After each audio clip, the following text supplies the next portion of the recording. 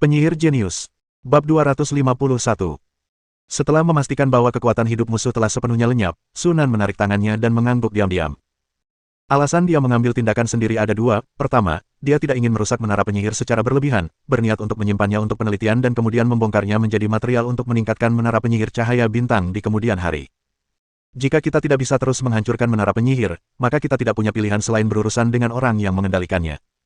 Alasan lainnya adalah karena ia memiliki kesempatan langka untuk bertemu dengan penyihir tingkat 2, dan Sunan ingin memanfaatkan kesempatan ini untuk menguji kekuatan spesialisasi bakat. Setelah 2 kali peningkatan sintesis, menembus level 2 pencairan dan level 2 kristalisasi, efek peningkatan spesialisasi bakat pada kemampuan bakat telah meningkat hingga sekitar 100%. Kekuatan, logam cair, dan zona terlarang mutlak, dengan kekuatan 2 kali lipat tidak mengecewakannya, dengan mudah menghancurkan penyihir pencairan tingkat 2. Satu-satunya hal yang disesalkan Sunan adalah musuhnya terlalu lemah. Dia dikalahkan bahkan sebelum dia bisa menggunakan kemampuan bakat ketiganya. Atau, dia ingin menguji kekuatan, hujan bintang jatuh. Setelah tersadar, Sunan segera mengubah ketiga jiwa penyihir yang diekstrak menjadi kristal jiwa, yang kemudian ia simpan bersama cincin spasialnya sebelum memulai penyelidikannya terhadap menara penyihir. Meskipun ketiga penyihir dari takhta kegelapan telah mati, roh menara dari menara penyihir masih setia menjalankan program untuk membunuh para penyusup, terus-menerus memanggil boneka dari dalam menara.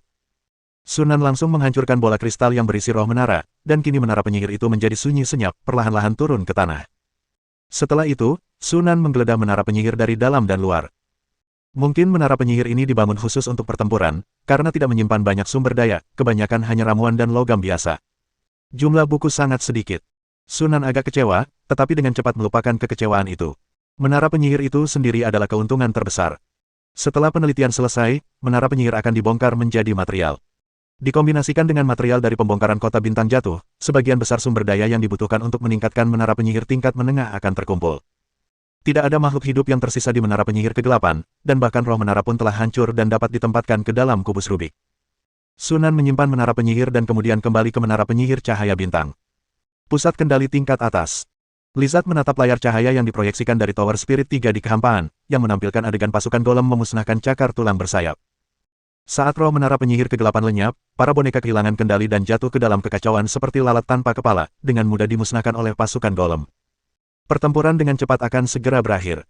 Liz, yang menyaksikan seluruh pertempuran, dipenuhi emosi. Meskipun dia sudah lama tahu bahwa barisan depan tahta kegelapan bukanlah tandingan Sunan, dia tidak bisa menahan diri untuk menghela napas dalam hati ketika melihat Sunan menang dengan begitu mudah. Benua berbintang gurun elemen mendapatkan kartu yang sangat buruk, tetapi mampu memainkannya dengan sangat baik meskipun memiliki kartu yang begitu jelek adalah sebuah keajaiban. Tidak lama kemudian, Sunan kembali ke menara penyihir cahaya bintang.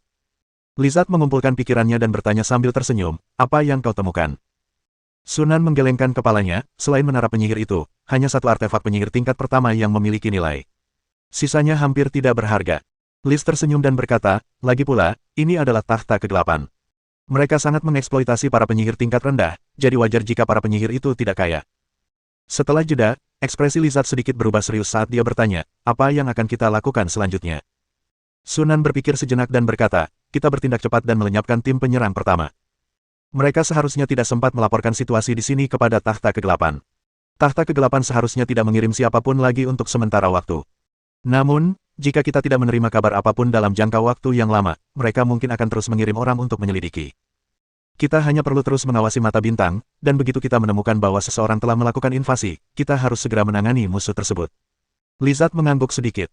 Dengan kekuatan Covenant saat ini, Dark Throne hampir tidak menimbulkan ancaman bagi Covenant selama mereka tidak mengirimkan menara penyihir berukuran sedang atau penyihir level 3.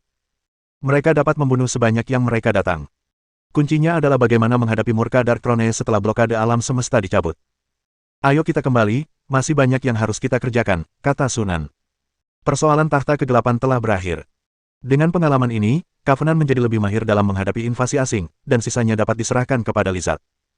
Kecuali jika dia bertemu musuh tangguh yang membutuhkan campur tangannya, dia dapat memfokuskan seluruh energinya pada pelatihan dan peningkatan menara penyihir.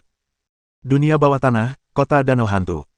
Di koridor panjang istana pilar batu pusat, Tanner berdiri di dekat jendela, menatap api iblis berwarna ungu yang membakar stalaktit di atas, dengan ekspresi berpikir di wajahnya. Dia telah berada di benua ini selama lebih dari 200 tahun dan secara bertahap terbiasa dengan kehidupan di sini. Meskipun agak disayangkan tidak dapat menjelajahi alam semesta baru, cukup menarik untuk menyaksikan secara langsung perkembangan benua berbintang yang semakin kuat dari tahun ke tahun. Aliansi bintang memperlakukannya dengan cukup baik, kecuali untuk ruang dimensi bernama Longlin yang tidak diizinkan untuk dimasukinya, mereka tidak memberlakukan pembatasan apapun padanya di tempat lain. Mereka bahkan menyediakan laboratorium pribadi, ruang meditasi, dan ruang pelatihan sihir untuknya di Pangkalan 2, dan mengizinkannya menukar pengetahuan dengan sumber daya pelatihan. Tanner sangat berterima kasih atas hal ini. Namun, baru-baru ini, dia tiba-tiba merasa ada sesuatu yang tidak beres. Persekutuan tampaknya menghadapi beberapa masalah, dan seringkali mengerahkan pasukan dan para penyihirnya. Meskipun tanda-tandanya tidak terlalu jelas, Tanner, yang berada di jantung wilayah Covenant, tetap memperhatikannya dengan saksama. Seolah-olah Covenant sedang berjaga-jaga terhadap kedatangan musuh-musuh tertentu. Baru saja, dia tiba-tiba merasakan fluktuasi partikel energi yang sangat kuat meletus. Dilihat dari arah dan lokasinya, seharusnya benda itu berada di tanah.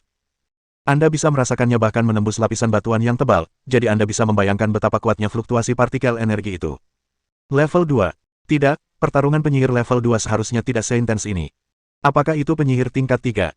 Atau menara penyihir? Meskipun dia tidak bisa melihat tingkat kekuatan Sunan, Tanner merasa bahwa pihak lain mungkin bukan penyihir tingkat 3. Adapun menara penyihir, Tanner belum pernah melihatnya di benua berbintang, dan tampaknya mustahil untuk membangunnya mengingat lingkungan di sana. Oleh karena itu, fluktuasi partikel energi ini seharusnya tidak disebabkan oleh Covenant. Tapi jika bukan Star Alliance, lalu apa yang sebenarnya terjadi? Tanner ingin menyelidiki tempat di mana partikel energi itu meletus, tetapi kota Danau Gelap, atau lebih tepatnya seluruh dunia bawah, baru-baru ini mengeluarkan larangan. Tanpa izin, tidak ada penyihir atau legiun yang boleh meninggalkan kota mereka dan tetap berada di tempat yang sama. Meskipun Tanner bukan anggota Covenant, dia tetap tunduk pada batasan larangan tersebut. Atau lebih tepatnya, justru karena dia bukan anggota Star Alliance, dia lebih tunduk pada pembatasan larangan tersebut. Untungnya, larangan tersebut dicabut hanya sekitar 1 jam kemudian. Tak lama kemudian seseorang datang untuk memberitahu Tanner bahwa dia bebas bergerak. Mohon tunggu sebentar. Tepat ketika orang itu hendak pergi, Tanner memanggilnya kembali. Setelah berpikir sejenak, dia dengan cepat mengingat nama orang itu, yang tampaknya juga salah satu penyihir Star Covenant. Tuan Fering, bolehkah saya bertanya apa sebenarnya yang baru saja terjadi? Fleming tersenyum tipis, Tuan Tanner, Anda merasakan fluktuasi partikel energi barusan. Melihat Tanner mengangguk, Fleming berpikir sejenak dan berkata, tidak apa-apa untuk memberitahumu apa yang dikatakan Tuan Tanner, toh kau akan segera mengetahuinya. Musuh baru saja menyerbu benua cahaya bintang, tetapi Tuan Sunan sendiri yang menanganinya. Invasi asing. Tanner terkejut dan tanpa sadar bertanya, bukankah blokade benua Starlight masih berlaku? Bagaimana mungkin makhluk dari luar bisa masuk? Karena kata invasi digunakan untuk menggambarkannya, itu berarti dia tidak memasuki benua Starlight secara kebetulan seperti yang lain, melainkan merupakan penyeberangan penghalang dimensi yang direncanakan sebelumnya. Benar. Fereming mengangkat bahu. Makhluk biasa tentu saja tidak bisa memasuki benua cahaya bintang. Hanya saja tahta kegelapan telah datang. Mereka telah meninggalkan titik jangkar di benua ini. Selama Anda bersedia membayar harganya, masih mungkin untuk memasuki benua cahaya bintang sekarang karena penghalang dimensi hampir diperbaiki. Maksudmu tahta kegelapan?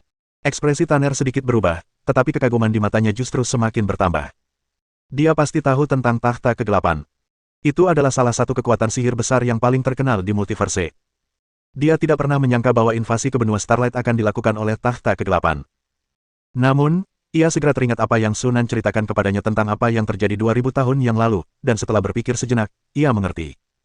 Tampaknya tahta kegelapan mengincar benua cahaya bintang dan ingin merebutnya sebelum blokade dimensi dicabut. Mengingat modus operandi Dark Throne, tidak mengherankan jika mereka melakukan hal seperti ini. Setelah ragu sejenak, Tanner tak kuasa menahan diri untuk bertanya, bagaimana dengan fluktuasi partikel energi barusan? Fereming tidak menyembunyikan apapun dan berkata dengan jujur, tahta kegelapan telah mengerahkan menara penyihir. Menara penyihir, seru Tanner dengan terkejut. Bukan karena Dark Throne mengerahkan menara penyihir, melainkan, menurut Fereming, Covenant tampaknya telah menang dalam keadaan ini. Bagaimana kamu melakukannya? Menara penyihir tidak dapat dikalahkan hanya dengan jumlah pasukan yang besar. Jika Anda tidak bisa mengalahkan mereka, Anda bisa melarikan diri. Bahkan jika persekutuan memiliki ratusan boneka tingkat penyihir, mereka seharusnya tidak mampu mengalahkan menara penyihir tahta kegelapan.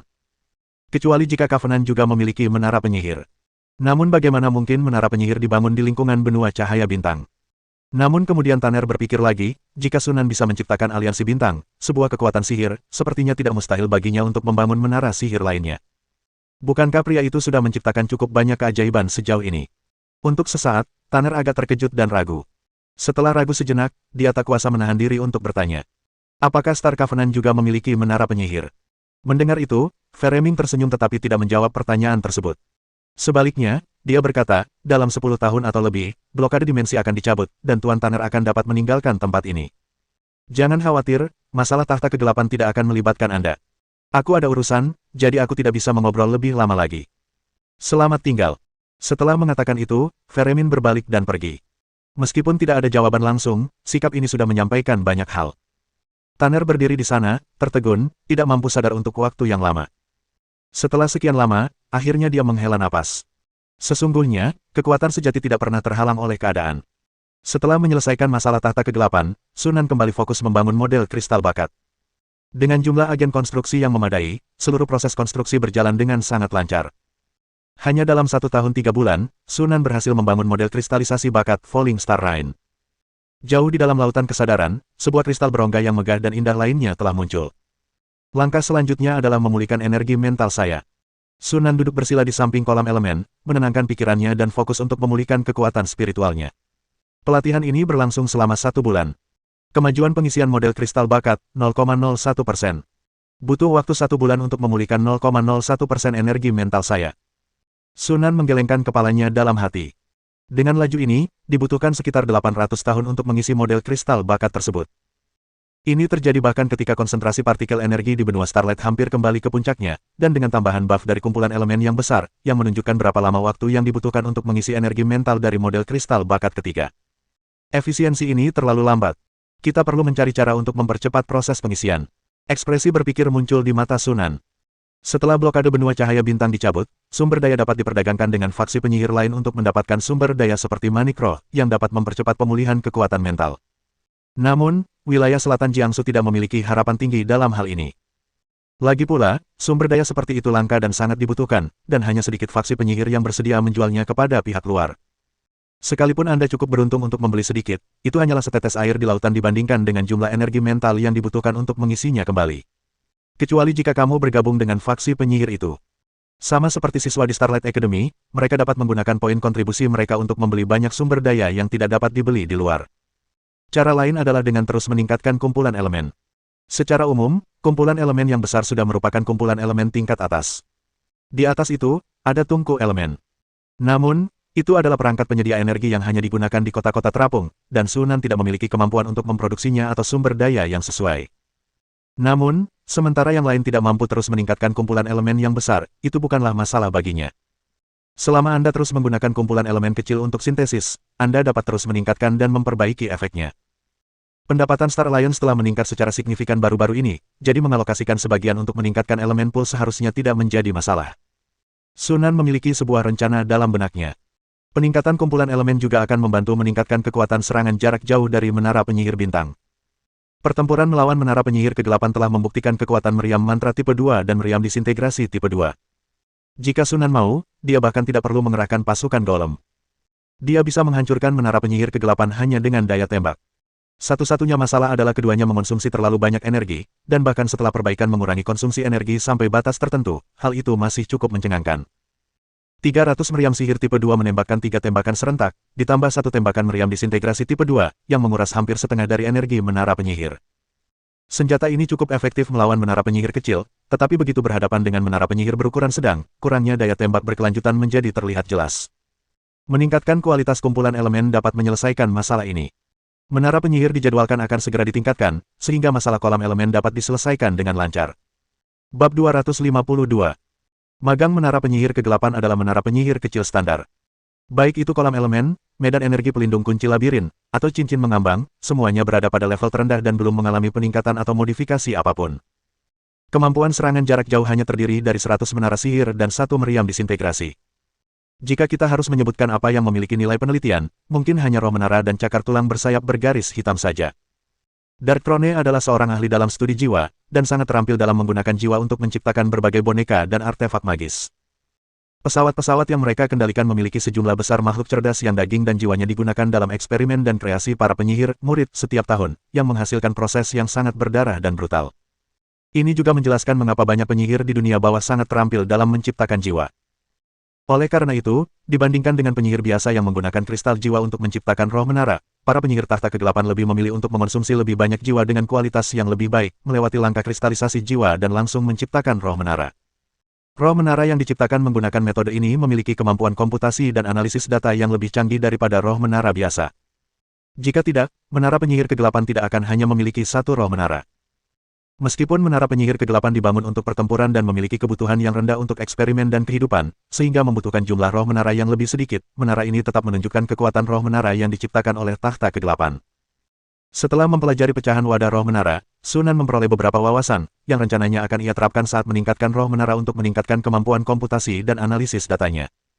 Adapun cakar tulang sayap terbang bergaris hitam, Sunan menyimpan 2 untuk penelitian.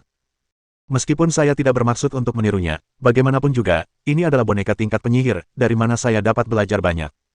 Setelah mempelajarinya, Sunan tanpa ragu membongkar seluruh menara penyihir kegelapan dan mengumpulkan material-materialnya. Adapun kota bintang jatuh, kota itu sudah lama dipecah-pecah menjadi berbagai material olehnya. Sekarang saatnya menggunakan semuanya untuk peningkatan dan renovasi menara penyihir cahaya bintang. Adapun cara untuk melakukan upgrade, Sunan sudah memiliki rencana dalam benaknya. Pertama, terkait pasokan energi, baik sistem transmisi energi kristal pusat maupun kolam elemen perlu ditingkatkan dan diperkuat. Sistem transmisi energi kristal pusat sudah jelas merupakan bagian penting. Itu adalah perangkat keras inti dari menara penyihir. Jika menara penyihir ingin ditingkatkan ke standar ukuran menengah, sistem transmisi energi kristal pusat adalah hal pertama yang perlu diperkuat dan dimodifikasi. Adapun kolam elemen, itu sudah jauh melampaui standar menara penyihir berukuran sedang, tetapi Sunan berencana untuk terus memperkuatnya guna meningkatkan efisiensi pengisian energi mental. Cincin mengapung awalnya juga direncanakan untuk ditingkatkan, tetapi aliansi bintang saat ini kekurangan nitril, dan karena cincin mengapung telah disintesis dan diperkuat sekali sebelumnya, Sunan memutuskan untuk tidak memasukkannya ke dalam daftar peningkatan kali ini. Yang kedua adalah perencanaan tata ruang. Ini relatif sederhana, yaitu melibatkan perluasan ruang internal dari setiap area. Yang terakhir adalah perlengkapan tempur, termasuk medan energi pelindung labirin, perangkat serangan jarak jauh, dan legiun yang terintegrasi. Medan energi pelindung dari Mystic Lock, seperti halnya Elemental Pool, telah ditingkatkan ke tingkat skala besar, jauh melampaui standar menara penyihir berukuran sedang. Namun, Sunan masih berencana untuk terus melakukan sintesis dan penguatan, karena tidak ada yang akan mengeluh tentang pertahanan yang lemah. Adapun perangkat serang jarak jauh, yaitu Spell Turret tipe 2 dan Disintegration Cannon tipe 2, daya tembaknya cukup memadai untuk saat ini. Meskipun tidak memiliki meriam plasma yang merupakan standar pada menara penyihir berukuran sedang, meriam disintegrasi 2 sama kuatnya, atau bahkan mungkin lebih lemah daripada meriam plasma. Belum lagi ada juga 300 menara sihir tipe 2. Jika dilihat dari segi daya tembak jarak jauh saja, menara penyihir cahaya bintang jauh lebih unggul daripada menara penyihir sedang. Selama tingkat energi tetap terjaga, untuk saat ini tidak perlu meningkatkan daya tembak jarak jauh. Tentu saja, peningkatan pada Spell Turret tipe 2 dan Disintegration Cannon tipe 2 masih perlu dilanjutkan, terutama berfokus pada pengurangan konsumsi energi. Pasukan internal terakhir, dengan 5.000 golem adamantit, sudah cukup untuk saat ini, dan Sunan tidak berencana untuk menambahnya. Namun, jumlah boneka tingkat penyihir hanya 25, yang agak sedikit. Sunan berencana untuk meningkatkannya menjadi 100. Pada akhirnya, tidak termasuk peningkatan pada kolam elemen dan medan energi pelindung dari kunci mistik, meningkatkan menara penyihir cahaya bintang ke tingkat menengah akan membutuhkan biaya sekitar 1 miliar koin emas atau lebih. Tentu saja, ini hanyalah angka umum. Lagi pula, pada level ini, banyak material yang tidak lagi bisa dibeli hanya dengan koin emas. Terutama jika menyangkut pengadaan dalam skala besar. Oleh karena itu, di dunia sihir, perdagangan sebagian besar dilakukan menggunakan batu ajaib. Akan jauh lebih mudah menggunakan batu ajaib. Aku bisa menggunakan koin emas untuk membeli batu ajaib yang lebih kecil, lalu mensintesis batu ajaib untuk membeli barang-barang lain, yang sebenarnya akan membutuhkan lebih sedikit koin emas. Inilah juga alasan mengapa Sunan sangat ingin blokade dimensi dicabut agar dia bisa berdagang dengan faksi penyihir lainnya. Harga dari banyak sumber daya yang dimilikinya jauh di bawah harga pasar, sehingga sangat menguntungkan untuk diperdagangkan dengan faksi penyihir lainnya. Sebagai contoh, batu ajaib, kristal ajaib, esensi batu ajaib, inti kristal unsur, kristal jiwa, dan sebagainya. Begitu sumber daya ini dapat diperdagangkan secara bebas, keuntungan besar yang dihasilkannya pasti akan menyebabkan perkembangan pesat bagi Star Alliance.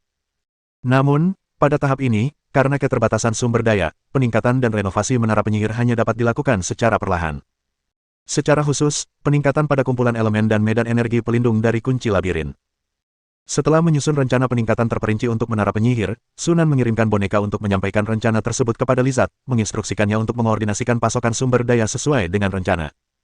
Kemudian dia kembali ke kolam elemen untuk melanjutkan kultivasinya. Periode berikutnya akan menjadi waktu yang sibuk lagi. Waktu itu seperti pasir yang lolos dari genggaman tangan. Ia bisa berlalu begitu saja jika kamu tidak memperhatikannya. Lebih dari 10 tahun telah berlalu dalam sekejap mata. Dalam kalender bintang tahun 1999, bulan api yang menyala-nyala, Juli. Matahari yang terik menggantung tinggi di langit, sinarnya yang menyengat memanggang bumi. Setelah berjalan di jalanan hanya sebentar, bajuku sudah basah kuyup oleh keringat. Di bawah terik matahari, jalan utama Flash City yang biasanya ramai dan meriah tampak sangat sepi hari ini, dengan sangat sedikit pejalan kaki. Oke. Sebuah kendaraan aneh mendekat dari kejauhan. Penampilan kendaraan itu sangat mirip dengan kereta mewah yang biasa digunakan oleh para bangsawan, kecuali bahwa kendaraan itu seluruhnya terbuat dari logam dan tidak ditarik oleh kuda. Keempat rodanya bergulir maju dengan cepat di bawah dorongan suatu kekuatan yang tak terlihat. Suara roda yang berputar menarik perhatian banyak pejalan kaki. Para pejalan kaki memandang dengan iri sambil menatap kendaraan logam itu. Ini adalah mobil energi ajaib terbaru. Saya dengar bahwa kendaraan bertenaga sihir semacam ini menggunakan batu ajaib sebagai sumber energinya, itulah sebabnya ia dapat menarik badan kendaraan yang seluruhnya terbuat dari logam. Aku sangat iri. Aku berharap aku punya satu. Berhentilah melamun. Tahukah kau betapa langka dan berharganya kendaraan bertenaga sihir semacam ini? Bahkan bangsawan biasa pun tidak mampu memilikinya. Lihat lambang di bagian luar kereta. Itu adalah lambang kerajaan. Wow, benar-benar ada. Pangeran atau putri mana yang duduk di dalam? Kendaraan ajaib itu melaju ke depan, meninggalkan bisikan-bisikan diskusi jauh di belakang. Di dalam gerbong yang luas, Hailin memegang sebuah buku tebal di tangannya, asyik membacanya, tampaknya tidak memperhatikan suara-suara di luar. Sebaliknya, para pemuda dan pemudi yang duduk di kedua sisi gerbong mendengar percakapan di luar, tetapi mereka tidak berbicara dan tetap duduk dengan tenang, karena takut mengganggu Hailin. Kendaraan ajaib itu melintasi jalan utama dan tiba langsung di gerbang istana. Anak laki-laki dalam kelompok itu membuka jendela, menjulurkan kepalanya keluar, dan mengatakan sesuatu. Para tentara di pintu segera mempersilakan mereka masuk, tanpa bertanya apapun. Kendaraan bertenaga sihir itu melanjutkan perjalanannya hingga memasuki sebuah istana mewah sebelum akhirnya berhenti. Sekelompok orang sudah menunggu di dalam istana, dipimpin oleh pangeran kedua kekaisaran saat ini, Jerry Yanes. Di belakangnya berdiri istri dan anak-anaknya. Melihat Hailin dan dua orang lainnya keluar dari mobil, Jerry segera menghampiri mereka, tersenyum lebar, dan berkata, "Terima kasih telah meluangkan waktu dari jadwal sibuk Anda untuk berkunjung, Lord Hailin." Yang lainnya pun segera membungkuk. Beberapa anak laki-laki dan perempuan muda tak kuasa menahan diri untuk melirik Hailin, hati mereka dipenuhi rasa ingin tahu. Jika dilihat dari segi senioritas, pemuda di depan mereka, yang tampaknya tidak lebih dari 20 tahun, seharusnya adalah paman buyut ayah mereka. Para penyihir tidak suka membicarakan garis keturunan dan senioritas, jadi ayahnya memanggilnya, Tuan. Setelah bertukar basa-basi sebentar, rombongan itu menuju ke aula. Selama waktu itu, Hailin tidak memperkenalkan kedua pemuda dan wanita di belakangnya, dan Jerry juga tidak bertanya. Dia menduga bahwa keduanya pasti murid-murid Hailin. Pada abad-abad setelah kematian kaisar pendiri, dengan dukungan aliansi bintang, sejumlah besar murid penyihir muncul di keluarga kerajaan seperti jamur setelah hujan. Hingga hari ini, terdapat lebih dari 300 murid sihir yang terdaftar dan masih hidup di keluarga kerajaan. Salah satu dari mereka bahkan menjadi seorang penyihir. Ini tepat di depan saya, Hailin Janis. Oleh karena itu, Hailin Janis memegang posisi yang sangat tinggi di kekaisaran, dan bahkan yang mulia kaisar pun harus memberi hormat kepadanya. Jerry juga melakukan berbagai upaya untuk membawa Hailin ke sini. Hailin dan dua temannya memasuki aula bersama Jerry, sementara anggota kelompok lainnya pergi, kecuali seorang anak laki-laki berusia 16 atau 17 tahun yang mengikuti mereka masuk ke aula. Setelah duduk, sebelum Jerry sempat berpikir bagaimana memulai percakapan, Hailin langsung ke intinya. "Katakan padaku, mengapa kau bersusah payah mengundangku ke sini?"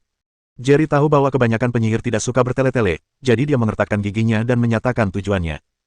"Saya ingin meminta Anda untuk mengambil putra bungsu saya, Gay, sebagai murid Anda." Hailin mengangkat alisnya dan menatap bocah yang gugup dan gelisah yang berdiri di belakang Jerry. Dia memancarkan fluktuasi partikel energi yang lemah. Dilihat dari kekuatannya, dia seharusnya menjadi murid penyihir tingkat 2. Apakah dia seorang siswa di Akademi Starlight? Ya. Demi rasa hormat terhadap hubungan kekerabatan kita, aku akan menerimanya sebagai muridku selama dia lulus penilaian bintang pagi. Ekspresi Jerry membeku. Setiap calon penyihir tingkat 2 di bawah usia 30 tahun dapat berpartisipasi dalam penilaian bintang pagi. Meskipun Gay memenuhi persyaratan, dia terlalu muda dan pengalamannya belum cukup dalam. Jika dia mendaftar saat ini, peluangnya untuk lulus sangat kecil. Jika tidak, dia tidak perlu meminta bantuan Hailin. Belajar di Akademi Sihir berarti unggul dalam segala hal. Dengan menjadi murid Hailin lebih awal dan memiliki guru penyihir untuk membimbingnya, ditambah dengan dukungan sumber daya keluarganya, Gay dapat berkembang lebih cepat daripada siswa lain dan bahkan mungkin menjadi penyihir seperti Hailin di masa depan. Setelah memperhatikan perubahan ekspresi Jerry, Hailin tahu tanpa ragu apa yang sedang direncanakannya. Ini bukan kali pertama dia menemui hal seperti ini. Sejak menjadi seorang penyihir, banyak anggota keluarga Anas yang ingin menjadikannya murid. Tetapi, dia melirik Gay, seorang murid penyihir tingkat 2 berusia 16 atau 17 tahun. Bakatnya cukup bagus, tidak kalah dengan bakatnya sendiri pada usia itu. "Tuanku, dengan rendah hati saya memohon agar Anda menerima Gay sebagai murid Anda." Jerry mengulangi permintaannya dengan ekspresi tulus, tetapi kali ini dia juga menawarkan cincin spasial. Ini dia 1000 batu sihir kelas rendah, yang merupakan biaya magang Gai. Saya akan menawarkan jumlah yang sama setiap tahun setelahnya. Mohon pertimbangkan. Anak laki-laki dan perempuan yang berdiri di belakang Hailin terkejut mendengar apa yang mereka dengar, dan tatapan mereka ke arah cincin spasial itu langsung berubah menjadi berapi-api. Teknologi energi sihir sekunder kini telah menyebar ke seluruh benua, tetapi karena produksi batu sihir yang terbatas, teknologi ini hanya dipromosikan dan dipopulerkan di Provinsi Batu Emas. Para bangsawan dan keluarga kerajaan yang tinggal di Provinsi Batu Emas secara alami memiliki keuntungan karena kedekatan geografis, yang memungkinkan mereka untuk mengumpulkan batu ajaib untuk diperdagangkan dengan para penyihir murid. 1000 batu ajaib sudah merupakan jumlah yang cukup banyak. Jika ditempatkan di Akademi Starlight, itu akan cukup untuk menutupi biaya seorang murid penyihir tingkat 3 selama beberapa tahun. Seperti yang diharapkan dari pangeran kedua, dia memang sangat murah hati. Hailin juga agak terharu. Dia melirik Gai, berpikir sejenak, dan akhirnya setuju. Selain batu ajaib itu, mereka juga menghargai bakat Gai. Baiklah, mulai hari ini dan seterusnya, dia adalah muridku. Melihat Hailin telah setuju, Jerry sangat gembira dan segera berteriak kepada putra bungsunya, cepatlah datang dan beri hormat kepada gurumu. Wajah Gai memerah karena kegembiraan, dan dia buru-buru menghampiri Hailin dan membungkuk. Guru. Hailin mengangguk tenang, kembali ke akademi bersamaku nanti. Setelah mengatakan itu, dia menatap Jerry lagi dan berkata, jika tidak ada hal lain, saya akan pergi sekarang. Setelah mencapai tujuannya, Jerry tentu saja tidak berani menunda waktu Hailin. Dengan senyum di wajahnya, dia mengantar Hailin sampai ke pintu dan menyaksikan mereka berempat masuk ke dalam kendaraan. Kendaraan bertenaga sihir itu segera melaju keluar dari istana dan menuju ke luar kota. Di dalam gerbong, Gai duduk agak pendiam. Hailin meliriknya, lalu menunjuk kedua remaja itu dan berkata, ini Raymond dan Arisa, kakak-kakakmu. Mereka berdua adalah murid penyihir tingkat 3. Jika aku tidak ada, tanyakan pada mereka jika kau tidak mengerti sesuatu. Halo, kakak dan adik senior. Gai segera menyapa mereka. Raymond dan Arisa membalas senyuman Gai, sikap mereka ramah. Bahkan tanpa mempertimbangkan fakta bahwa pihak lain dan guru tersebut sama-sama berasal dari keluarga Anas, bakat pihak lain saja sudah cukup untuk membuat mereka memandang keduanya secara berbeda. Tepat saat itu, ekspresi Hailin tiba-tiba berubah, dan dengan jentikan pergelangan tangannya, sebuah buku muncul begitu saja dari udara. Dia dengan cepat membalik halaman-halaman itu, dan berkas-berkas cahaya tipis menyebar, saling berjalin dan membentuk garis luar sosok manusia yang agak ilusi. Apa itu? Tanya Hailin. Sosok itu berkata dengan suara berat, sekitar 120 km di utara Flash City, terdapat fluktuasi partikel energi yang belum tercatat, berjumlah 13. Legiun pemburu penyihir telah pergi ke sana. Kalian juga harus pergi dan memberikan dukungan. Dia berhenti sejenak, lalu menambahkan, ini perintah Lord Starfall. Ekspresi Hailin berubah serius, dan dia mengangguk, sambil berkata, saya mengerti. Saat cahaya dan bayangan memudar, Hailin menutup buku itu dan berkata kepada ketiga anak laki-laki dan perempuan yang kebingungan itu. Kamu bisa kembali ke akademi dulu. Begitu selesai berbicara, Hailin menghilang, meninggalkan Gai dan dua orang lainnya saling menatap di dalam kereta. Bab 253. Di langit yang tinggi, angin kencang menderu. Hailin melesat ke utara seperti seberkas cahaya, menempuh jarak lebih dari 100 km dalam sekejap mata. Saat mendekati tujuannya, dia bisa melihat pertempuran yang terjadi di kejauhan. Kedua pihak dalam pertempuran tersebut terdiri dari boneka dan golem yang diikat dari Legiun Pemburu Penyihir, bersama dengan beberapa penyihir aliansi bintang, dan 13 penyihir berjubah di pihak lawan. Melihat itu, Hailin mencibir. Sejak barisan terdepan tahta kegelapan dimusnahkan di benua cahaya bintang 16 tahun yang lalu, tahta kegelapan telah mengirim beberapa gelombang orang lagi untuk menyerang benua cahaya bintang. Pasukan invasi terkuat yang pernah ada terdiri dari 3 penyihir tingkat 2 yang memimpin sebuah tim, bersama dengan 25 penyihir tingkat 1 dan Legiun 20.000 cakar tulang bersayap, semuanya berada di atas sebuah menara penyihir kecil. Namun, mereka akhirnya dimusnahkan oleh Covenant. Hailin juga ikut serta dalam pertempuran itu. Itu adalah kali pertama dia bertarung melawan seorang penyihir. Saya pikir para penyihir dari pasukan sihir besar itu sangat kuat, tetapi siapa sangka mereka bahkan kurang mampu daripada mereka. Terutama dalam hal barang-barang magis, mereka benar-benar menghancurkannya. Hampir setiap penyihir di aliansi bintang memiliki 1 atau 2 artefak magis, serta senjata ampuh seperti permata brukir. Sebaliknya, di antara para penyihir tahta kegelapan, sangat sedikit yang memiliki artefak magis, apalagi kartu truf lainnya.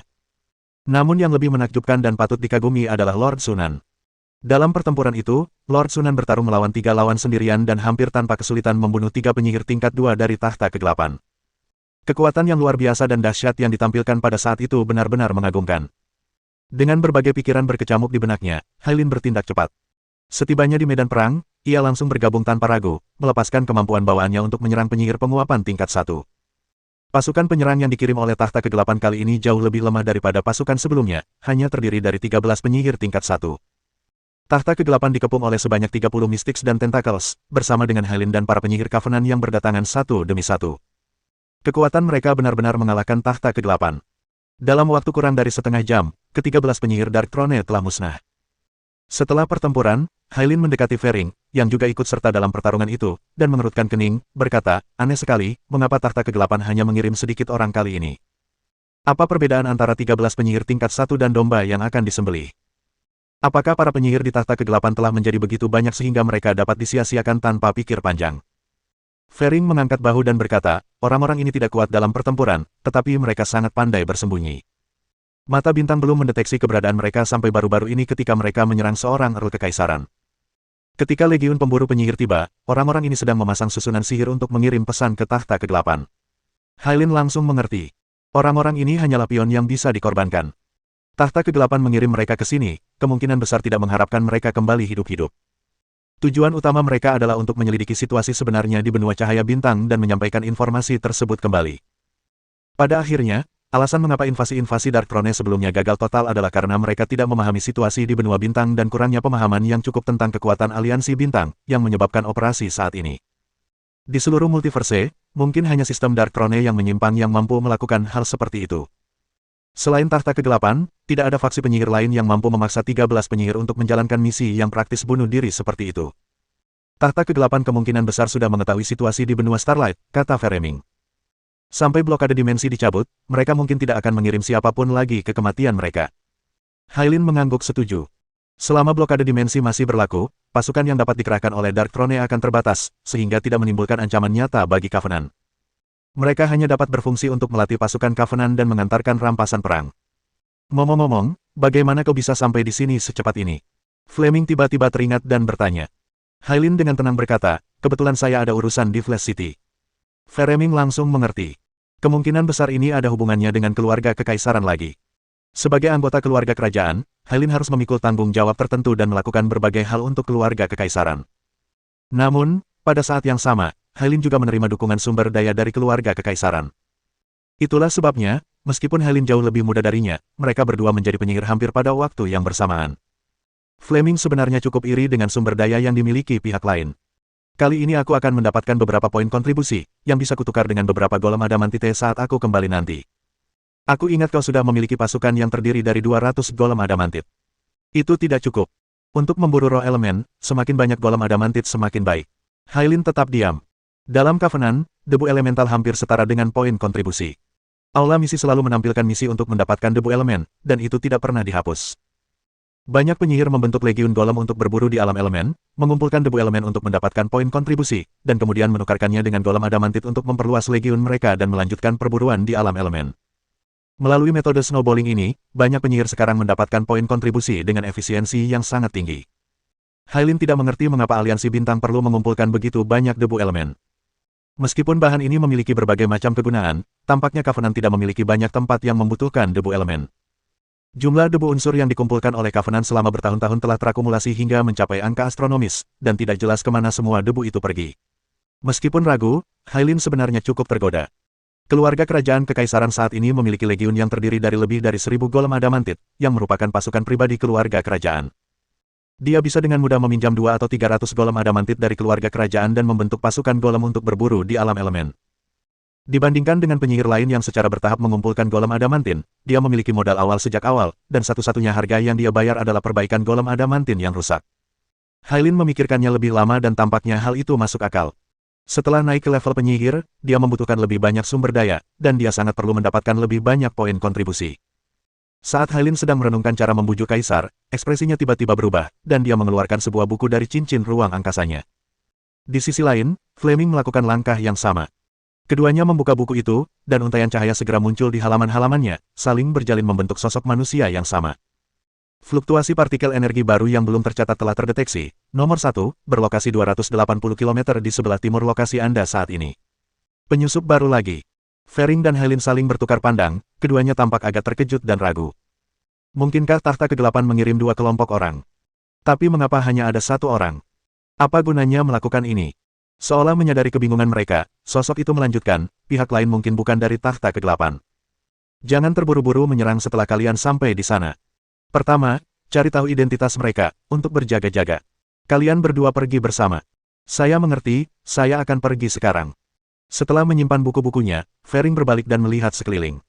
Ia mendapati bahwa semua penyihir lain telah pergi, dan para pemburu penyihir juga telah mundur. Hanya dia dan Hailin yang tersisa. Ayo kita lihat. Mungkin dia seorang murid penyihir yang baru datang dari pedesaan, kata Fleming sambil mengangkat bahu. Hailin tersenyum dan berkata, sudah lama sekali kita tidak melihat orang seperti itu.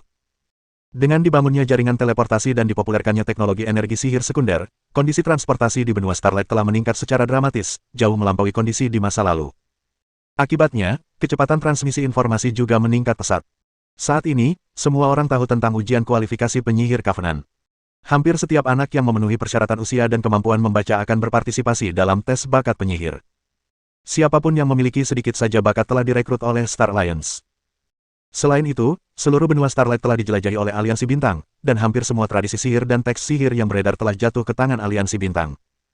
Orang beruntung yang secara tidak sengaja bersentuhan dengan tradisi sihir, mengaktifkan kekuatan spiritual mereka, dan menjadi murid sihir, seperti yang terjadi di masa lalu, kini sangat langka. Akibatnya, hanya ada sedikit sekali murid penyihir liar dalam beberapa tahun terakhir. Jadi Ferim dan Hailin langsung mengaitkannya dengan takhta kegelapan, baru sekarang menyadari bahwa itu mungkin adalah seorang murid penyihir liar. Keduanya menggunakan teknik levitasi untuk melayang ke langit dan terbang ke arah timur. Karena fluktuasi partikel energi yang tidak tercatat juga bergerak, dan dengan kecepatan yang cukup tinggi, keduanya harus secara berkala mengeluarkan kitab bintang untuk menghubungi monitor, memastikan lokasi target, dan menyesuaikan arah mereka. Setelah menghabiskan setengah hari, keduanya akhirnya menemukan target mereka. Orang lainnya sedang duduk di bawah pohon, bersandar pada batang pohon, memegang kompas di tangannya, menatap intensif pada pola-pola di kompas tersebut. Yang mengejutkan mereka, target mereka adalah seorang wanita, dan wanita yang sangat cantik pula. Sinar matahari yang terik, setelah menembus pepohonan, tiba-tiba menjadi jauh lebih lembut, jatuh pada wanita itu, menonjolkan lekuk wajahnya, kulitnya yang seputih gading, dan akhirnya terpancar dari mata peraknya yang terang. Ia tampak baru berusia 25 atau 26 tahun. Rambut panjangnya seperti air terjun perak, dan sepasang anting-anting ametis berkilauan di cuping telinganya. Rumbai-rumbai emas halus menggantung dari kristal-kristal tersebut. Ia memiliki temperamen khusus yang membuatnya tampak tidak terduga. Ia sangat pendiam, tetapi kesunyian ini bukanlah ketidakpedulian. Kesunyian itu tidak mengandung sikap acuh tak acuh atau kesombongan. Itu hanyalah sikap tenang dan damai, seolah-olah ia selalu berpikiran jernih dan rasional. Fering dan Hailin saling bertukar pandang, ekspresi mereka berdua menjadi muram. Meskipun fluktuasi partikel energi pada tubuh wanita itu sangat lemah, paling banter setara dengan penyihir magang tingkat 2, intuisi mereka mengatakan bahwa wanita ini bukanlah wanita biasa. Wanita itu mengalihkan pandangannya dari kompas dan menatap Fleming dan Hailin. Dia sudah menyadari kedatangan mereka. Siapa kamu? Suara wanita itu sangat menyenangkan, meskipun agak dingin. Kami berasal dari perjanjian, kata Fleming hati-hati, memilih kata-katanya dengan cermat. Siapakah kalian? Wanita itu tidak menjawab pertanyaan tersebut, melainkan menatap keduanya dengan saksama. Aku tak pernah membayangkan penyihir akan lahir di benua berbintang. Apakah aliansi bintang yang kau bicarakan itu sebuah organisasi sihir? Fleming terkejut, dan raut kewaspadaan muncul di matanya. Kamu bukan berasal dari benua cahaya bintang. Itu tidak benar. Wanita itu langsung mengakui, dan melihat kedua pria itu tampak waspada, dia menggelengkan kepalanya. Jangan gugup, aku tidak punya permusuhan terhadap kalian. Aku datang ke benua cahaya bintang hanya untuk mencari hewan peliharaan ajaibku. Melihat bahwa wanita itu tampaknya tidak berbohong, Fleming dan Hailin merasa sedikit lega. Tampaknya pihak lain bukan berasal dari takhta kegelapan. Meskipun begitu, keduanya tetap waspada, dan keraguan mereka semakin mendalam. Karena dia memiliki hewan peliharaan ajaib, wanita ini pasti seorang penyihir. Namun, kedengarannya sangat aneh jika seorang penyihir dari dimensi lain datang ke benua cahaya bintang untuk mencari hewan peliharaan ajaibnya. Bagaimana hewan peliharaan ajaibmu bisa sampai di benua cahaya bintang? Tanya Feremin. Wanita itu meletakkan kompas, menegakkan tubuhnya, dan berkata, entah mengapa, ketika aku meninggalkan benua cahaya bintang, aku harus meninggalkannya agar tidak terlibat dalam bahaya. Fering dan Hailin sedikit terkejut, tetapi dengan cepat menyadari apa yang sedang terjadi dan mata mereka melebar bersamaan. Kau adalah penyihir ekspedisi yang meninggalkan benua cahaya bintang 2000 tahun yang lalu. Seru Fereming dengan suara rendah. Ini sebenarnya bukan ekspedisi. Wanita itu menggelengkan kepalanya sedikit. Pada saat itu, lingkup pengaruh kekuatan sihir utama tidak lagi terbatas pada benua cahaya bintang. Benua cahaya bintang hanyalah salah satu dari banyak alam yang mereka kendalikan. Hanya karena merupakan asal mula banyak kekuatan sihir maka benua itu dianggap istimewa. Daripada sebuah ekspedisi, akan lebih tepat untuk menundanya. Feremin dan Helin terkejut. Ini adalah pertama kalinya mereka mendengar tentang kerahasiaan seperti itu. Namun yang lebih mengejutkan mereka adalah identitas wanita itu. Jika apa yang dikatakan orang lain itu benar, bukankah seharusnya dia hidup lebih dari 2000 tahun? Anda harus memahami bahwa ini bukanlah 2000 tahun yang telah berlalu di benua cahaya bintang di gurun elemen. Lingkungan budidaya di alam luar tidak memiliki masalah gurun unsur dan kelangkaan sumber daya. Jika wanita ini tidak berbohong, maka dia pasti telah berlatih selama lebih dari 2000 tahun di lingkungan yang mirip dengan era sihir, menjadikannya setidaknya penyihir tingkat 2, atau bahkan penyihir tingkat 3. Fering dan Helin sama-sama bingung dan tidak yakin apakah harus mempercayai apa yang dikatakan wanita itu.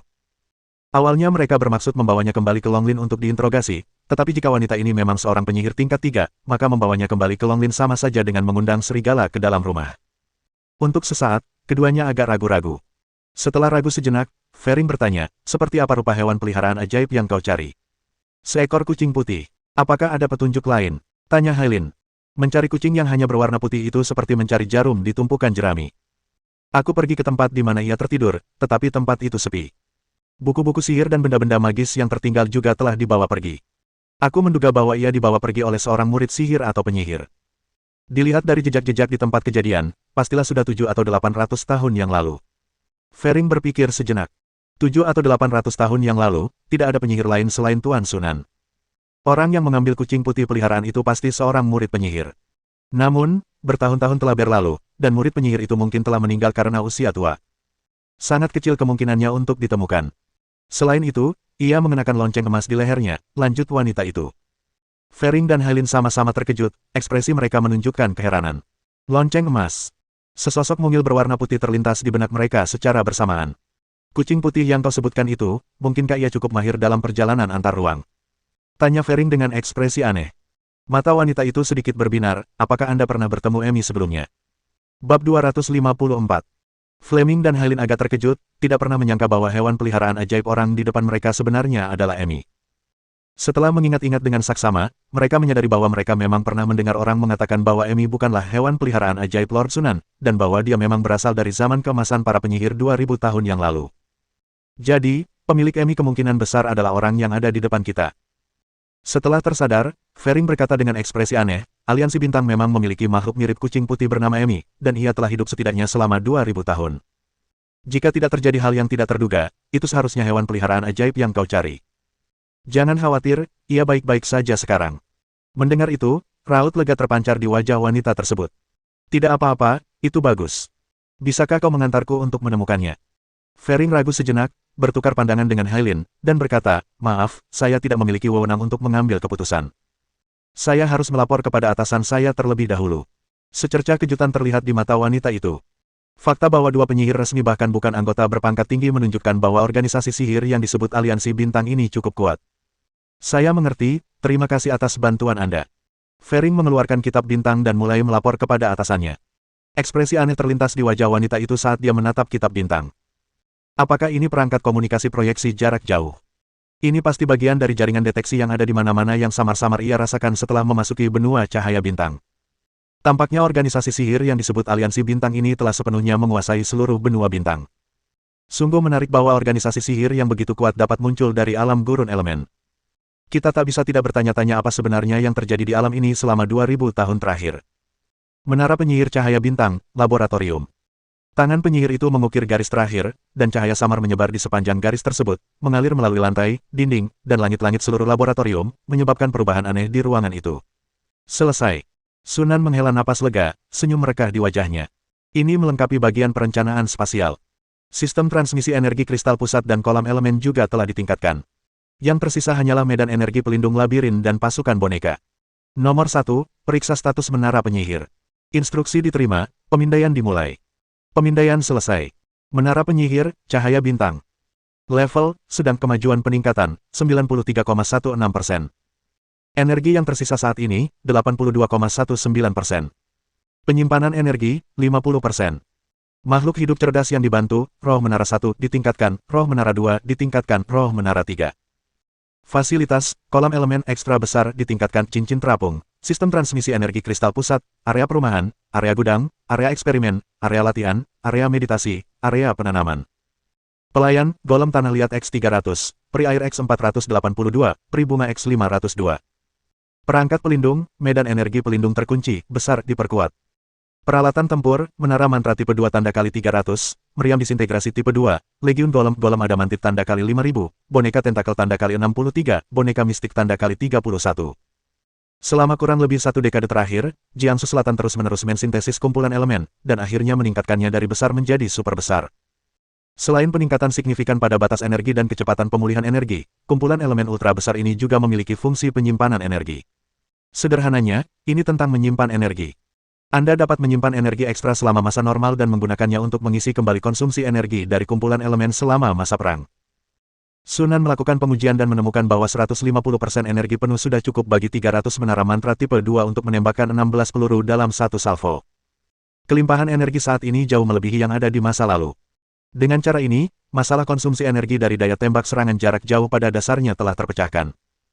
Selain itu, Sunan juga memanfaatkan pengetahuan tentang pembuatan roh menara dari tahta kegelapan untuk meningkatkan dan memodifikasi roh menara 1 dan roh menara 2, serta meningkatkan kemampuan komputasi dan analisis datanya.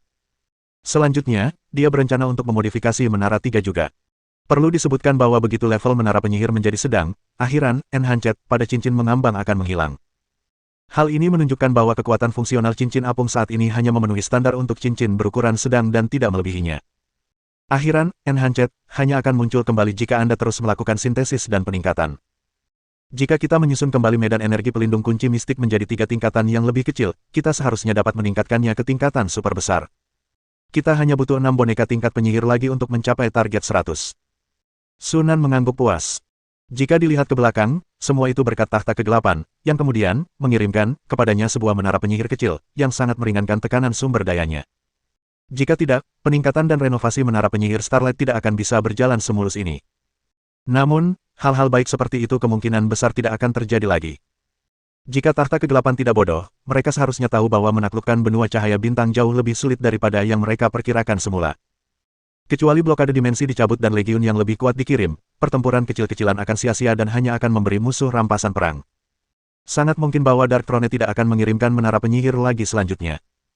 Dengan lambaian tangannya, Sunan membubarkan model 3 dimensi itu, duduk bersila, dan hendak mengisi model kristal bakat ketika tiba-tiba dia menerima pesan dari Lise. Melihat ini, dia tidak punya pilihan selain bangun dan berteleportasi ke ruang belajar. Saat bertemu, Lizard berkata, "Tahta kegelapan telah mengirim orang untuk menyerang benua cahaya bintang lagi. Susunan pemain yang mana?" 12 penyihir tingkat pertama. Sunan mengangkat alisnya karena terkejut, lalu dengan cepat menyadari, tujuan mereka adalah untuk mengirimkan informasi tentang benua cahaya bintang kembali. Benar, Lizard mengangguk. Para penyihir yang datang semuanya terampil dalam menyelinap. Mata bintang tidak dapat mendeteksi kehadiran mereka sampai mereka bertindak. Pada saat kami menemukan mereka, mereka sudah menyampaikan informasinya. Sunan menyipitkan matanya, tetapi dengan cepat melambaikan tangannya. Tidak apa-apa, waktunya tidak penting. Kemampuan penginderaan mata bintang tidaklah maha kuasa, dan ia tak berdaya melawan penyihir yang mahir menyembunyikan fluktuasi partikel energi. Lagi pula, penghalang dimensi akan sepenuhnya diperbaiki paling lama dalam setahun. Pada saat itu, aliansi bintang akan sepenuhnya terekspos kepada banyak kekuatan sihir. Membocorkan informasi sedikit lebih awal tidak akan memengaruhi situasi secara keseluruhan. Ada satu hal lagi. Tiba-tiba ekspresi wajah Lise berubah aneh. Tuan Emi datang mencari kita. Sunan terdiam sejenak sebelum menyadari, Tuan Emi. Fremin dan Helin bertemu dengan seorang wanita yang tampaknya berasal dari dimensi lain. Dia mengaku datang ke benua cahaya bintang untuk mencari hewan peliharaan ajaib yang hilang, dan ciri-ciri serta nama hewan peliharaan itu sangat cocok dengan Emi. Liz menceritakan kembali apa yang telah terjadi. Mendengar itu, Sunan terkejut. Karena pihak lain dapat menyebutkan nama Emi dan lonceng emas, kemungkinan besar mereka adalah pemilik Emi. Sunan tidak menyangka bahwa sebelum tahta kegelapan melancarkan invasi skala penuh ke benua cahaya bintang, guru Emi akan datang mencarinya terlebih dahulu. Ngomong-ngomong, bagaimana dia bisa masuk ke benua Starlight? Sunan mengerutkan kening karena bingung. Tapi kemudian saya berpikir, pihak lain mungkin meninggalkan titik jangkar pada Emi. Di mana orang itu sekarang? Flemin dan Helin sedang mengawasinya di dekat Flash City. Mereka tidak berani membawanya ke hutan naga tanpa izinmu. Sunan tampak sedang termenung. Menurut keterangan Emi, tuannya adalah keturunan roh sejati, dan saat ini, kemungkinan besar dia telah maju menjadi penyihir roh sejati, atau setidaknya penyihir kristalisasi tingkat 3. Dengan kekuatannya, menghancurkan Covenant bukanlah hal yang sulit. Meskipun Sunan mampu melawan lawan dengan level yang lebih tinggi, dia tidak cukup sombong untuk berpikir bahwa dia bisa mengalahkan penyihir kristalisasi level 3. Apalagi karena pihak lain adalah keturunan dari roh sejati, trik dan metode tersembunyinya mungkin tidak kalah hebatnya dengan miliknya. Alasan orang itu rela menunggu dengan sabar hingga Ferim dan Hailin melapor, alih-alih menerobos masuk ke Longlin secara paksa, mungkin karena aliansi bintang telah mengadopsi Emi. Meskipun begitu, Sunan tidak berniat membiarkan pihak lain memasuki Longlin. Kita harus selalu waspada terhadap orang lain. Namun, bertemu langsung dengan pihak lain sangatlah penting. Kilatan cahaya muncul di mata Sunan saat dia terhubung ke jaringan mata bintang dan dengan cepat menemukan lokasi Emi. Dengan sekejap, dia menghilang dari tempatnya dan muncul kembali di samping Emi. Si kecil sedang berjemur di punggung naga tersembunyi ketika tiba-tiba ia melihat seseorang muncul. Ia terkejut, tetapi setelah melihat siapa orang itu, ia berteriak gembira. Meong, Sunan, ada apa kau kemari? Sunan tersenyum tipis, aku punya kabar baik untukmu. Kabar baik apa, Meong? Tuanmu telah tiba. Emi terdiam sejenak sebelum menyadari maksud Sunan, dan matanya membelalak kaget. Tuan ada di sini. Benarkah? Tuan benar-benar datang menemui Emi, Meong. Si kecil itu sangat gembira hingga hampir tergelincir dari punggung naga tersembunyi. Seharusnya memang begitu. Sunan mengulurkan tangan dan menangkap Emi. Entah itu benar atau tidak, kau akan tahu setelah ikut denganku untuk melihatnya. Ayo pergi sekarang. Emi melompat ke bahu Sunan dengan tidak sabar. Setelah 2000 tahun, akhirnya ia bisa bertemu kembali dengan tuannya yang tercinta, dan ia sangat gembira hingga tak tahu harus berkata apa. Melihat ini, Sunan tidak menunda dan segera membawa Emi dari Longlin ke titik teleportasi Flash City, lalu terbang ke tujuan mereka. Dengan kecepatan penuh, orang dan kucing itu tiba di tujuan mereka dalam waktu kurang dari 2 menit. Begitu melihat Sunan, Fering dan Hailin langsung membungkuk memberi salam. Tuan Sunan. Sebelum Sunan sempat menjawab, dia mendengar teriakan gembira dari sampingnya. Pemilik. Seketika itu, bahunya terasa ringan, dan Emi langsung melintasi ruang, bergegas ke pelukan wanita itu dan memeluknya erat-erat. Wah, Tuan, Emi sangat merindukanmu. Akhirnya kau datang juga, Meong. Tatapan wanita itu melembut saat dia dengan lembut membelai bulu Emi, berbisik, maafkan aku, Emi, karena telah meninggalkanmu sendirian di benua Starlight begitu lama. Tapi aku sudah kembali sekarang, dan aku tidak akan meninggalkanmu lagi. Suara wanita itu yang tenang seolah mengandung kekuatan aneh yang menenangkan hati orang-orang. Emi perlahan-lahan tenang, mengendus, lalu teringat Sunan di sampingnya. Ia dengan cepat menarik jubah wanita itu dan mengangkat tangan mungilnya untuk menunjuk Sunan. Tuan, itu Sunan. Dia merawatku sejak aku bangun. Dia kucing yang sangat baik. Wanita itu mendongak ke arah Sunan dan mengangguk sedikit, sambil berkata, terima kasih telah merawat Emi. Terima kasih kembali. Sunan mengamati wanita itu dengan saksama. Partikel energi yang mengelilingi pihak lain sangat redup, seperti partikel energi seorang murid penyihir. Bahkan seorang penyihir tingkat pertama pun mungkin tidak akan mampu melihat kekuatan sejati seorang wanita. Namun, Sunan samar-samar dapat merasakan aura jiwa yang tak terukur yang terpancar dari pihak lain, sedalam jurang. Dia memiliki pemahaman yang samar tentang hal itu. Guru, tolong dengarkan saya. Emi terus berceloteh, menceritakan kepada wanita itu tentang berbagai hal di Jiangsu Selatan. Ketika wanita itu mendengar bahwa Sunan adalah penyihir kristalisasi tingkat 2 dan orang yang mendirikan serta mengendalikan aliansi bintang, tatapannya terhadapnya akhirnya berubah, menunjukkan sedikit rasa terkejut. Kemudian, wanita itu memperkenalkan dirinya. Nama saya Maisa Edwards. Sunan Yanes. Sunan berkata, sambil menambahkan kalimat dalam pikirannya pada saat yang bersamaan. Dia adalah wanita yang bangga. Meskipun Maisa tampak lembut dan baik hati, Sunan tetap dapat merasakan dengan jelas bahwa di balik kelembutan dan kerendahan hatinya terselip sedikit sikap merendahkan. Ini bukan berarti Maisa munafik atau sok, tetapi karena dia adalah penyihir spiritual sejati. Seorang penyihir roh sejati mungkin bersikap sopan kepada penyihir biasa, tetapi bisakah Anda benar-benar mengharapkan dia untuk menghormati penyihir biasa? Kerendahan hati yang terkesan merendahkan seperti ini menandakan kehalusan, kemurahan hati, atau kesopanan, tetapi sama sekali tidak menyiratkan rasa hormat. Sunan sangat menyadari hal ini dan tidak punya alasan untuk mengeluh. Lagi pula, saat menghadapi para murid penyihir dari aliansi bintang, dia tidak berbeda dengan Maisa. Mungkin statusnya sebagai penyihir tingkat 2 dan pengalamannya dalam menciptakan aliansi bintang yang membuat Maisa memandangnya secara berbeda, itulah sebabnya dia berinisiatif memperkenalkan diri untuk pertama kalinya. Emi adalah hewan peliharaan magisku yang paling penting. Maisa mengelus kepala Emi, membuat Emi menunjukkan ekspresi senang. Saat itu, saya sedang dalam krisis. Untuk mencegah Emi terlibat, saya menyuruhnya bersembunyi dan tidur nyenyak, berencana untuk kembali menjemputnya setelah krisis teratasi. Namun, saat saya berhasil pergi, alam benua berbintang telah ditutup. Baru hari ini saya bisa kembali ke benua berbintang. Emi polos dan naif. Dia pasti akan sangat menderita jika hidup sendirian di benua berbintang. Berkat perhatianmu, dia bisa hidup dengan selamat. Maisa menatap Sunan dan dengan tulus berterima kasih padanya lagi. Saya sangat berterima kasih atas bantuan Anda kepada Emi. Sebagai balasannya, saya akan melakukan yang terbaik untuk memenuhi permintaan apapun yang mungkin Anda miliki. Begitu selesai berbicara, Emi tak sabar untuk angkat bicara. Bagus, Guru. Tolong bantu Sunan menghadapi para penjahat dari tahta ke-8. Tahta ke-8. Wajah Maisa meringis terkejut. Dia melirik Sunan dan segera mengerti. Tahta ke-8 telah menginvasi benua cahaya bintang lebih cepat dari jadwal. Benar sekali. Sunan tidak menyembunyikan apapun. Mereka mulai menyerang lebih dari 10 tahun yang lalu, dan kita sudah beberapa kali bentrok dengan mereka. Sunan juga menghancurkan 2 menara penyihir di singgasana ke-8. Kata Emi dengan bangga. Tatapan Maisa ke arah Sunan mengandung sedikit rasa terkejut. Kau bahkan punya menara penyihir sendiri. Hanya menara penyihir kecil, kata Sunan dengan tenang. Itu tetap sangat mengesankan. Maisa tahu betul betapa sulitnya membangun menara penyihir, terutama di benua cahaya bintang di gurun elemen. Penyihir muda di hadapannya itu jauh lebih luar biasa dan hebat daripada yang pernah ia bayangkan. Pengetahuan dan pengalaman Maisa tak tertandingi oleh penyihir biasa. Setelah berpikir sejenak, dia memahami kesulitan yang dihadapi persekutuan saat ini, dan matanya sedikit berkedip. Mungkin aku bisa membantumu, katanya lembut. Aku lupa menyebutkan tadi, aku berasal dari kitab kebijaksanaan. Bab 255.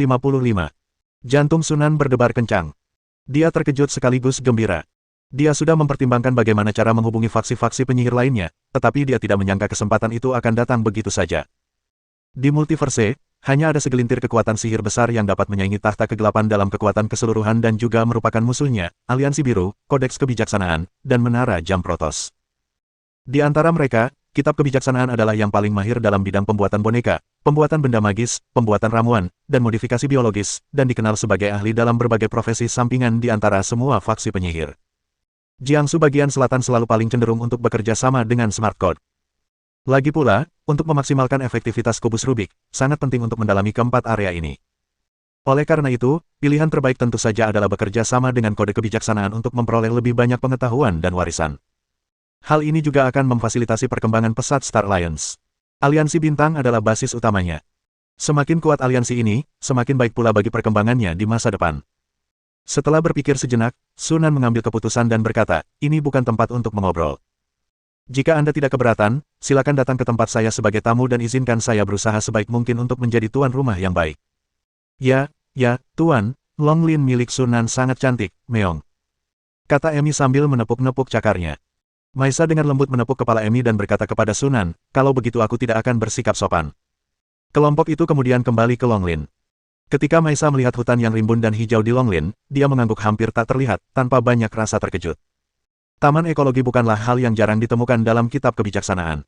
Ruang ekstradimensi semacam ini berbeda dari Demiplane, yang hanya dapat dibangun oleh penyihir roh sejati. Namun, ruang ekstradimensi dapat dicoba oleh penyihir tingkat 3. Dia sendiri memiliki lebih dari satu taman ekologi. Barulah setelah memasuki zona 2 dan melihat sekitar selusin Tyrannosaurus Rex api, Maisa akhirnya menunjukkan sedikit rasa terkejut. Tidak hanya naga-naga kecil, tetapi mereka bahkan telah membiakkan naga sungguhan. Taman ekologi dengan kaliber seperti ini benar-benar langka. Kelompok itu kemudian melewati Akademi Starlight. Dari udara, mereka melihat ke bawah ke seluruh akademi dan melihat para siswa datang dan pergi seperti semut. Sebuah cahaya aneh menyambar mata Maisa. Dengan Akademi Penyihir, Menara Penyihir, dan Sunan, seorang penyihir kristal tingkat 2, ditambah kemampuan untuk menahan invasi tahta ke-8, Aliansi Bintang pasti memiliki sejumlah besar penyihir formal. Ini jelas memenuhi standar pasukan penyihir yang berkualitas. Memikirkan hal ini, Maisa melirik Sunan, dan pendapatnya tentang Sunan semakin tinggi. Sebenarnya, ini adalah sesuatu yang dilakukan secara sengaja oleh wilayah selatan Jiangsu. Untuk bekerja sama dengan sesuatu yang sekuat kode kebijaksanaan, seseorang harus terlebih dahulu menunjukkan nilai dirinya sendiri. Hanya dengan demikian seseorang dapat memperoleh manfaat yang lebih besar dalam kerja sama tersebut.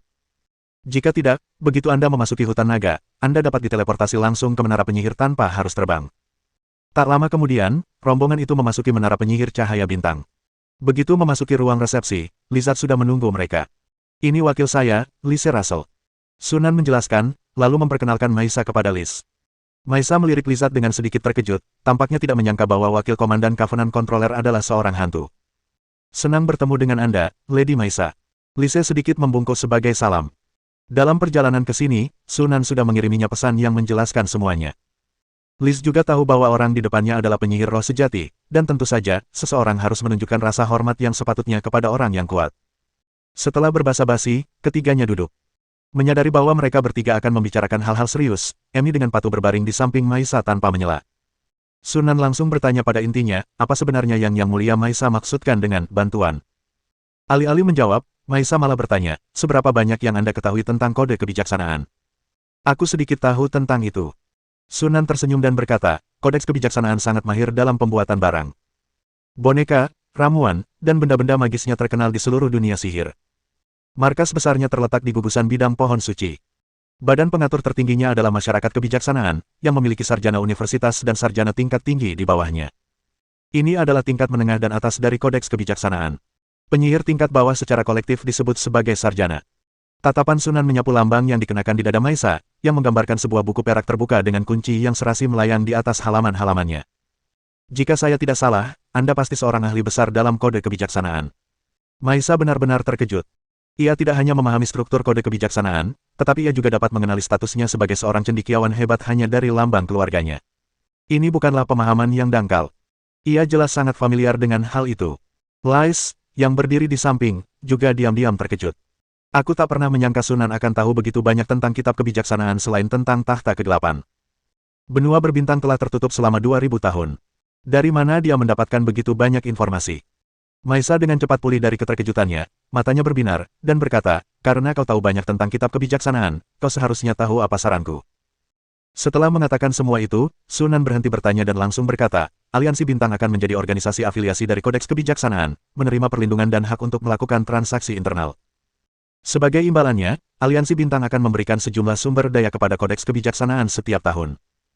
Sebenarnya, rencana awal Sunan adalah memimpin Aliansi Bintang langsung ke dalam kekuatan sihir yang besar, sepenuhnya mengabaikan otonomi demi kesempatan untuk bertahan hidup. Namun, seiring dengan semakin kuatnya Aliansi Bintang, ambisinya pun ikut tumbuh, dan dia tidak lagi puas hanya menjadi anggota pasukan sihir yang besar. Sekalipun Anda menjadi anggota berpangkat tinggi dari pasukan sihir besar, itu tidak akan menguntungkan seperti mengendalikan pasukan sihir secara langsung. Alasan mengapa kekuatannya meningkat begitu pesat selama bertahun-tahun adalah karena dia dapat mengerahkan seluruh kekuatan Aliansi Bintang untuk meningkatkan dirinya sendiri. Kecuali benar-benar diperlukan, Sunan tidak akan melepaskan otonomi Aliansi Bintang. Oleh karena itu, setelah membangun menara penyihir dan naik ke tingkat penyihir kedua, ia memutuskan untuk menjadikan Aliansi Bintang sebagai organisasi afiliasi dari kekuatan sihir besar. Dengan cara ini, persekutuan mempertahankan otonominya sekaligus mendapatkan perlindungan dari kekuatan sihir utama, sehingga memungkinkan untuk menghadapi Underthrone. Mereka tidak akan dibatasi jika ingin memisahkan diri dan menjadi mandiri di masa depan.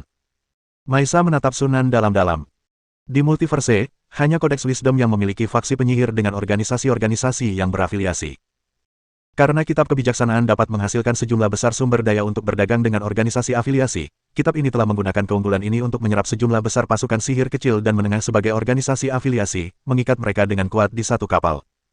Justru karena alasan inilah, meskipun jumlah penyihir dan kekuatan keseluruhan dari Kodeks Kebijaksanaan tidak sebesar pasukan sihir besar lainnya, namun tetap dapat dibandingkan dengan mereka. Fakta bahwa Sunan mampu menyusun rencana ini dengan begitu cepat jelas menunjukkan bahwa itu bukanlah keputusan yang diambil secara tiba-tiba.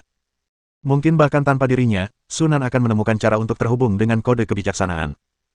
Saya dapat mengajukan permohonan kepada Wisdom Society untuk menerima Star Alliance sebagai organisasi afiliasi, tetapi saya tidak dapat menjamin apakah permohonan tersebut akan disetujui. Perjanjian tersebut dapat meningkatkan jumlah sumber daya yang disumbangkannya. Ini bukan soal sumber daya. Maisa menggelengkan kepalanya. Kode kebijaksanaan sebenarnya tidak membebankan biaya yang besar kepada organisasi-organisasi afiliasinya. Kami tidak merekrut mereka karena sumber daya tersebut, tetapi karena kami menghargai kekuatan mereka. Ekspresi Sunan berubah, dan dia mengerti. Itu benar. Sumber daya yang disediakan oleh organisasi-organisasi afiliasi jika digabungkan bahkan tidak sebanding dengan hasil dari 2 atau 3 subdimensi. Kode kebijaksanaan menyerap organisasi-organisasi yang berafiliasi, tujuan sebenarnya adalah untuk memiliki sekelompok pengikut yang akan menyemangatinya, sehingga dapat menyaingi kekuatan sihir besar lainnya. Kata-kata Maisa selanjutnya membenarkan dugaannya. Tidak semua faksi penyihir memenuhi syarat untuk menjadi organisasi afiliasi dari Kodeks Kebijaksanaan. Kami menghargai kekuatan dan potensi. Entah mereka cukup kuat, setidaknya setara dengan pasukan penyihir kelas 2, atau mereka memiliki potensi yang cukup besar. Kami tidak akan menerima faksi penyihir lain sebagai organisasi afiliasi, tidak peduli seberapa banyak sumber daya yang mereka tawarkan. Sunan langsung mengerti dan bertanya dengan tenang, bagaimana Star Alliance bermaksud membuktikan potensinya.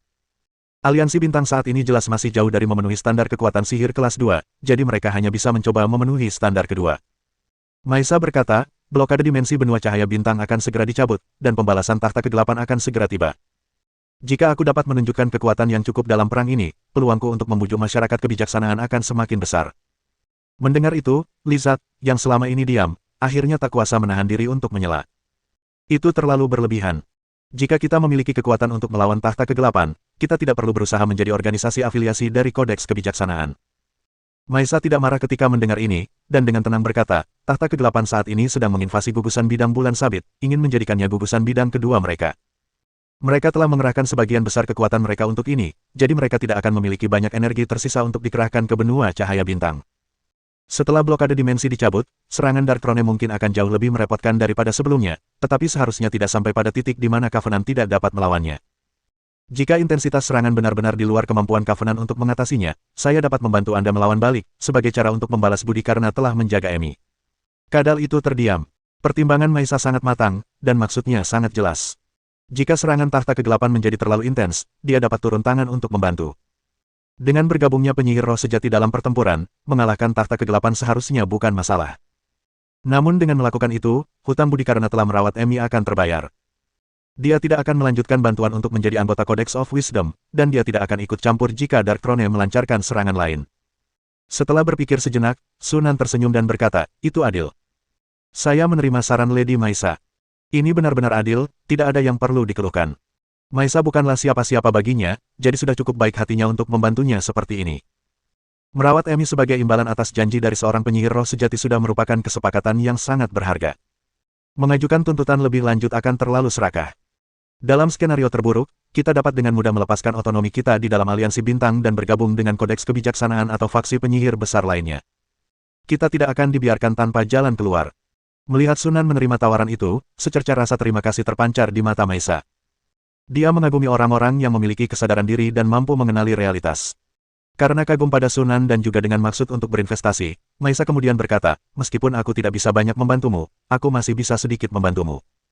Sebelum serangan tahta kegelapan tiba, aku bisa memberimu akses ke hak perdagangan internal kitab kebijaksanaan dan memasokmu sumber daya dengan harga internal, asalkan jumlahnya tidak terlalu besar. Mata Sunan berbinar. Ini adalah bantuan paling praktis yang bisa dia terima saat ini.